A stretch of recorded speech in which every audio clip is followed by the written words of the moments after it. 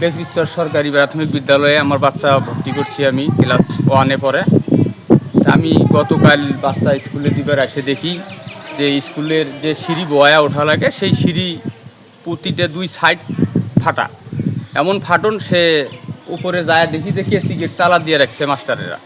পরে ওই সিঁড়ি দিয়ে যাওয়া যায় না, আবার নিচে নামে দ্বিতীয় সিঁড়ি দিয়ে ওঠা হয়েছে। তখন যাই হোক স্যারদের বলা হয়েছে, স্যারেরা বলছে যে ওটা ওই ফাটনের কারণে তালা দিয়ে রাখা হয়েছে।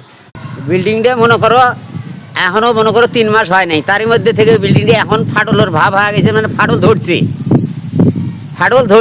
আমরা যখন বলছিলাম তখন কই বলে না আমরা এই সিস্টেমে আমরা ওরা কাজ খারাপ করছে বিধায় আমরা গ্রামবাসী 2-4 জনে বলছিলাম, তা শোনে নাই। ওনাদের কাজ ওরা নিজ গরজের জন্য যায় করিতে চলে গেছে। এখন সেই বিল্ডিং দেখা যায় ফাটল ধরছে জায়গায় জায়গায়।